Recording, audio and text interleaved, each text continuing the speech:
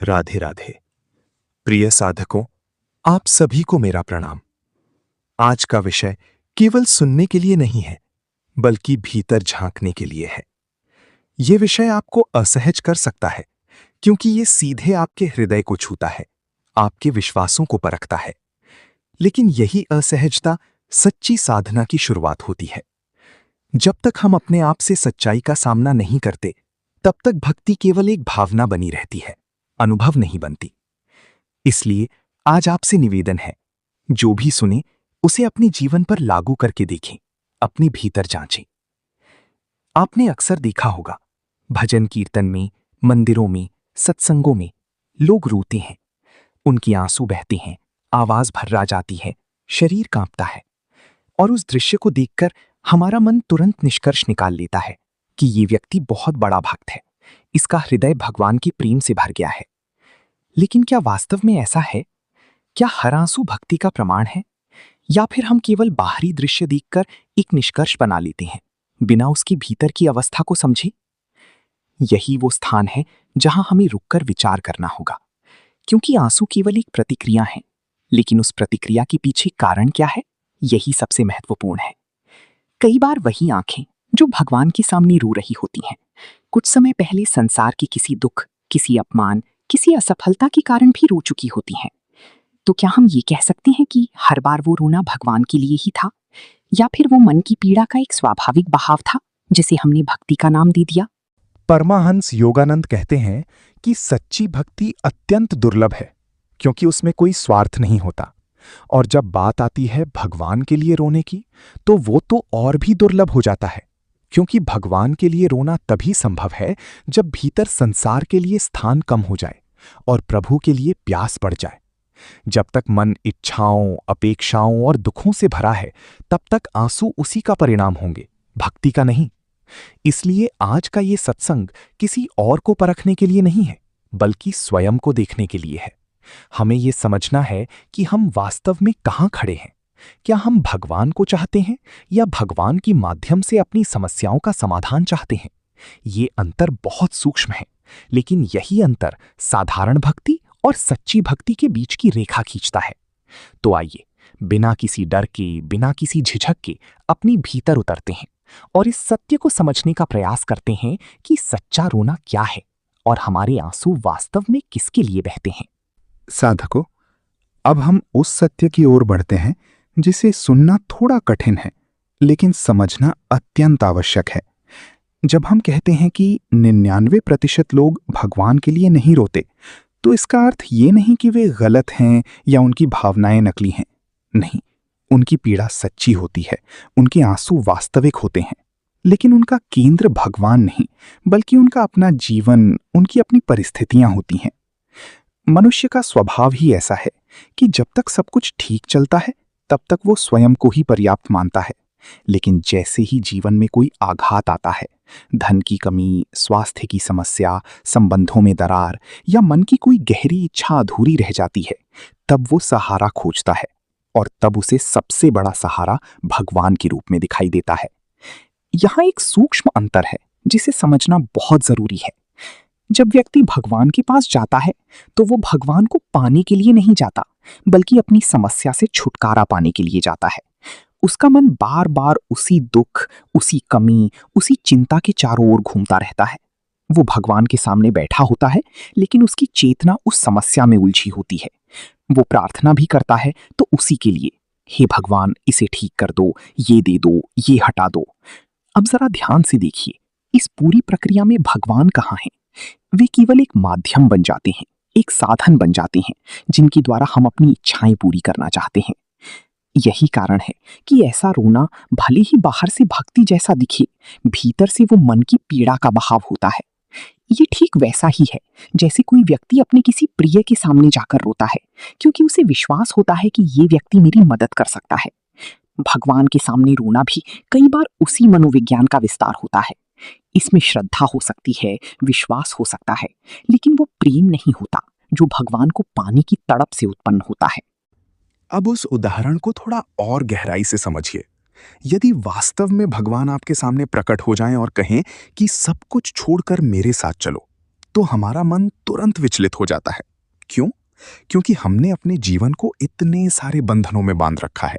परिवार, संपत्ति, पहचान, इच्छाएं, योजनाएं, ये सब हमारे लिए इतने महत्वपूर्ण हो जाते हैं कि भगवान भी उनके बाद आते हैं। हम भगवान को चाहते हैं, लेकिन अपने शर्तों पर। हम कहते हैं, प्रभु आप मेरे जीवन में आइए, लेकिन मेरे जीवन को मत बदलाइए। यही वो बिंदु है जहां सच्चाई स्पष्ट हो जाती है। यदि हमारा रोना भगवान के लिए होता तो उनके बुलाने पर हम तुरंत तैयार हो जाते।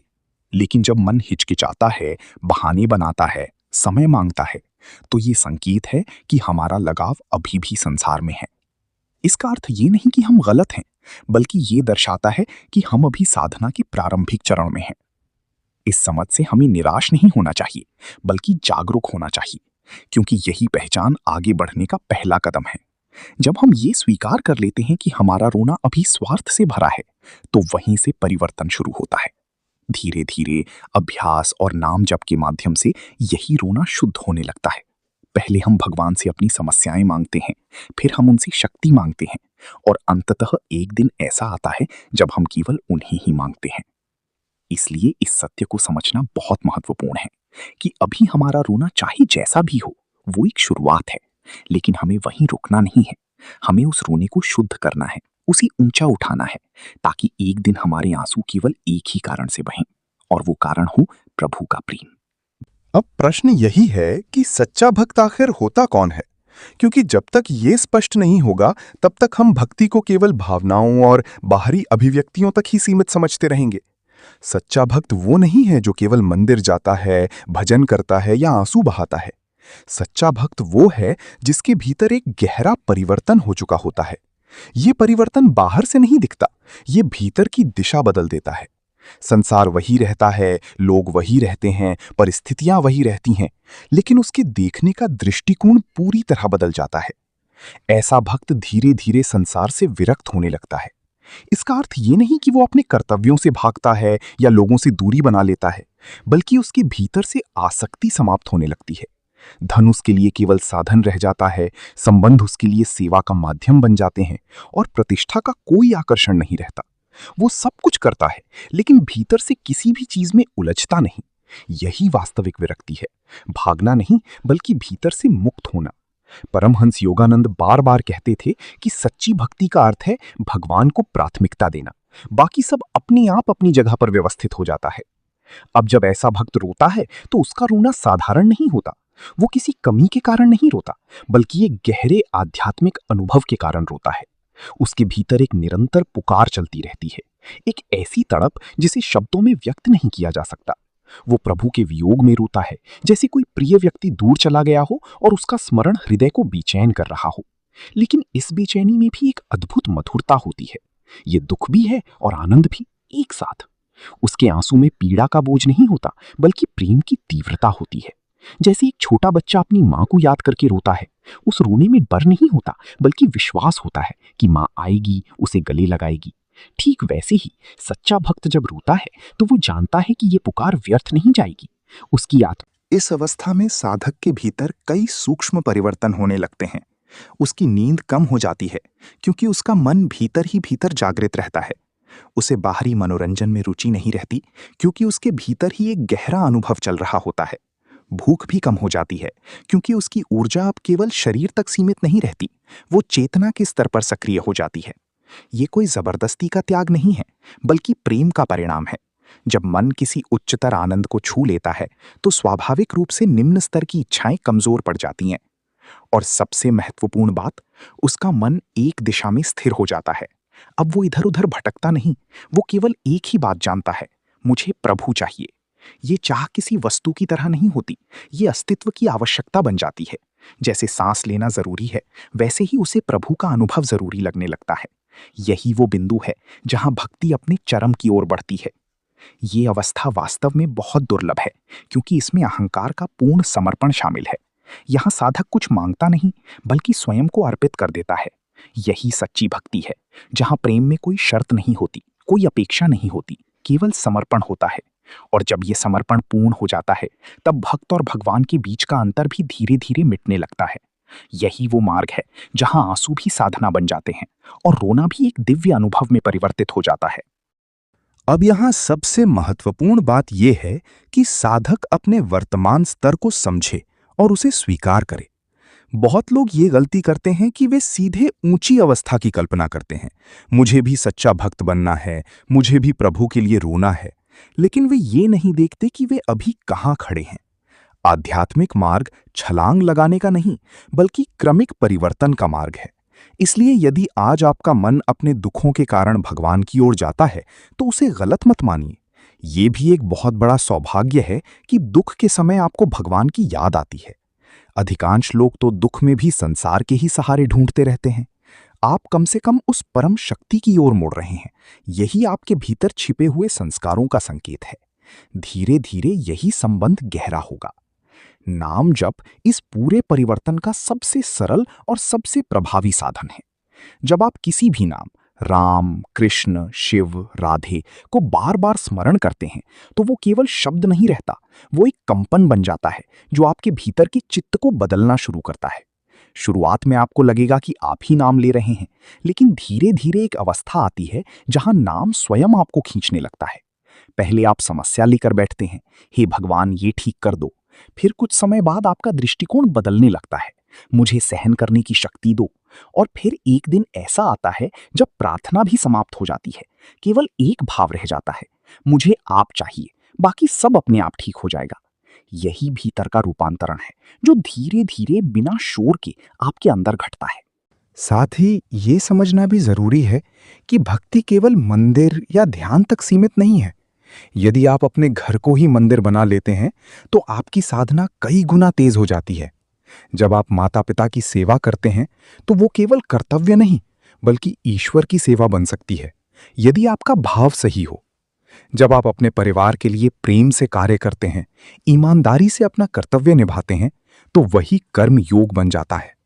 समस्या ये नहीं है कि हम संसार में हैं, समस्या ये है कि हम उसे भगवान से अलग मानते हैं। जब ये दृष्टि बदल जाती है कि सब कुछ उसी का रूप है, तब धीरे धीरे मन शुद्ध होने लगता है, और वही शुद्ध मन एक दिन सच्ची भक्ति का पात्र बनता है। इसलिए अपने आप पर दबाव मत डालिए कि आपको तुरंत उच्च अवस्था प्राप्त करनी है। बस इतना कीजिए, नियमित रूप से नाम जप करते रहिए, अपने कर्तव्यों को ईमानदारी से निभाइए और भीतर से एक छोटी सी प्रार्थना बनाए रखिए, हे प्रभु मुझे सच्चा प्रेम दो। यही छोटा सा बीज एक दिन विशाल वृक्ष बनेगा। यही साधारण सा अभ्यास आपको उस असाधारण अवस्था तक ले जाएगा जहां रोना भी बदल जाता है, दुख से नहीं प्रेम से होने लगता है। अब यहां उस मूल तत्व को समझना आवश्यक है जिसे हम अक्सर बहुत साधारण समझ लेते हैं, नाम जप। हम सोचते हैं कि ये केवल शब्दों की पुनरावृत्ति है, होठों का हिलना है या मन में कोई ध्वनि दोहराना है, लेकिन वास्तविकता इससे कहीं अधिक गहरी है। नाम जप एक जीवंत शक्ति है, एक चेतन कंपन है जो सीधे आपके चित्त पर कार्य करता है। जब आप किसी नाम को बार बार दोहराते हैं, तो आप केवल ध्वनि नहीं बना रहे होते, बल्कि आप अपने भीतर एक विशेष प्रकार की ऊर्जा को जागृत कर रहे होते हैं। यही कारण है कि अलग अलग नामों में भी एक दिव्यता का अनुभव होता है, क्योंकि वे उस परम सत्ता से जुड़े हुए सूक्ष्म सूत्र हैं। शुरुआत में जब साधक नाम जप करता है, तो उसे बहुत प्रयास करना पड़ता है।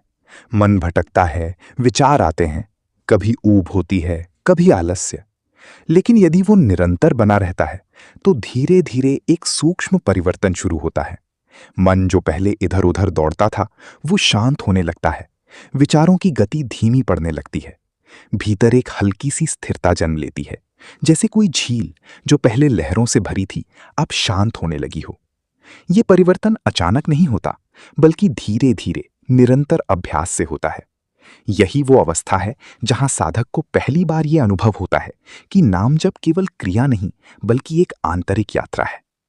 और फिर एक समय ऐसा आता है जो साधक के जीवन का मोड़ बन जाता है, जब नाम अपने आप चलने लगता है। अब आपको उसे याद करने की जरूरत नहीं पड़ती, बल्कि वो स्वयं आपके भीतर गूंजता रहता है।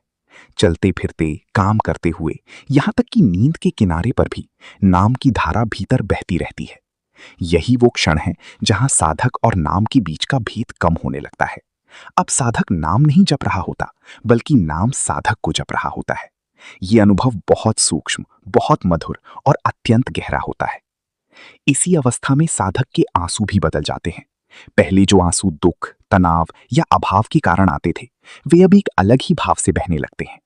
उन आंसुओं में कोई पीड़ा नहीं होती, बल्कि एक अनकहा आनंद, एक गहरी तड़प और एक दिव्य स्पर्श होता है। जैसे भीतर कोई प्रेम का स्रोत फूट पड़ा हो और वो अपनी अभिव्यक्ति आंसुओं के रूप में कर रहा हो। ये रोना कमजोरी नहीं, बल्कि एक उच्च अवस्था का संकेत है, जहां हृदय कठोरता छोड़कर पूर्णतः पिघल चुका होता है। यही वो बिंदु है जहां से सच्ची भक्ति की शुरुआत होती है। अब भक्ति केवल कर्म या नियम नहीं रहती, बल्कि वो साधक का स्वभाव बन जाती है। अब उसे भजन करने के लिए प्रेरित नहीं करना पड़ता, वो स्वयं उसूर खींचता चला जाता है। और यही नाम जप की वास्तविक शक्ति है। वो आपको बाहर से नहीं, भीतर से बदलता है और एक दिन आपको उसी स्रोत से जोड़ देता है जहां से ये सब प्रारंभ हुआ था। तो साधकों, आज की इस पूरी चर्चा का सार बहुत सीधा है, लेकिन उसे ईमानदारी से स्वीकार करना ही साधना की शुरुआत है।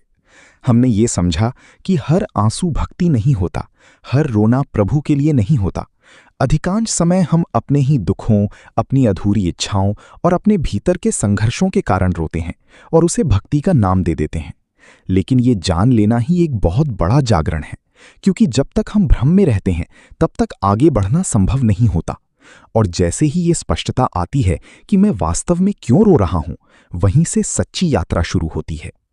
इसलिए सबसे पहला कदम है अपने भीतर ईमानदारी से देखना, बिना किसी दिखावे के, बिना खुद को अच्छा या बुरा ठहराए, बस शांत होकर ये पूछना, मेरे आंसुओं का कारण क्या है? ये प्रश्न आपको भीतर तक ले जाएगा। हो सकता है शुरुआत में उत्तर थोड़ा असहज लगे, लेकिन यही असहजता धीरे धीरे शुद्धता में बदलती है। जब आप अपने रोने को पहचान लेते हैं, तभी आप उसे रूपांतरित भी कर सकते हैं।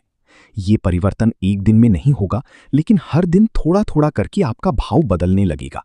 जहां पहले आप केवल अपनी समस्याओं के लिए पुकारते थे, वहीं धीरे धीरे एक नया भाव जन्म लेगा।